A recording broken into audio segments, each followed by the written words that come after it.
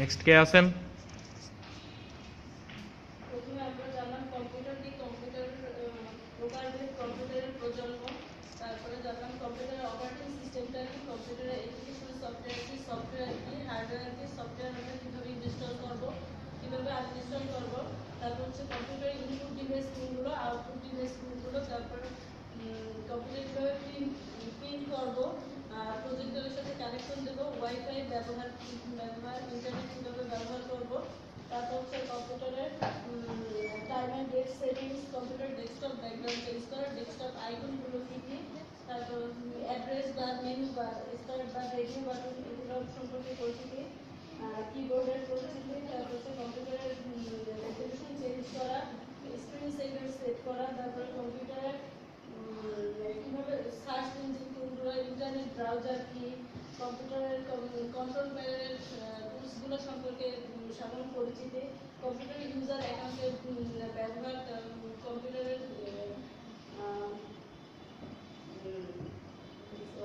MS ওয়ার্ডের function, MS এক্সেলের function, পাওয়ার পয়েন্টের কাজ। তারপরে কম্পিউটারে কীভাবে সেট আপ দিতে হয়, কম্পিউটারের কিবোর্ডের ব্যবহার, মাউসের ব্যবহার, কম্পিউটার কিবোর্ড পরিচিতি, ই কমার্স কি, কীভাবে আমরা ইন্টারনেটে পণ্য কেনাবেচা করবো সেই সম্পর্কে জানলাম। কম্পিউটারের মেইল অ্যাকাউন্ট খোলা, সেখানে জিমেল, ইয়াহু, সার্চ ইঞ্জিনে মেইল অ্যাকাউন্ট খোলা, কীভাবে আমরা গুগলে কোনো কিছু সার্চ দেবো সেই পদ্ধতি জানলাম।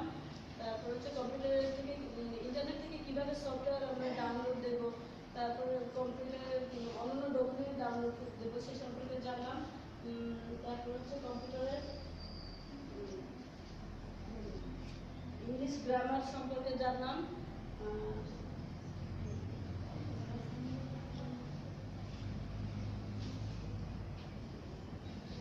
ভুলে গেছেন? আচ্ছা নেক্সট বসেন।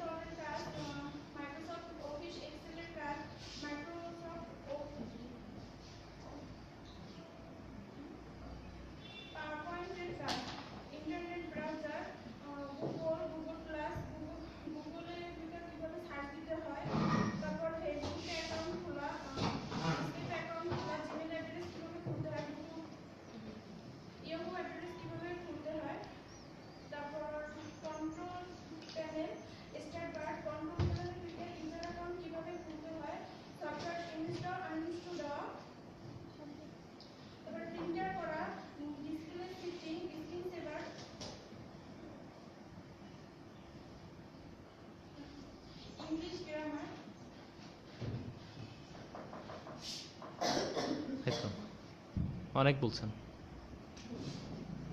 আরো ছিল কিন্তু বলতে পারেন না, তাই না? জি বলেন।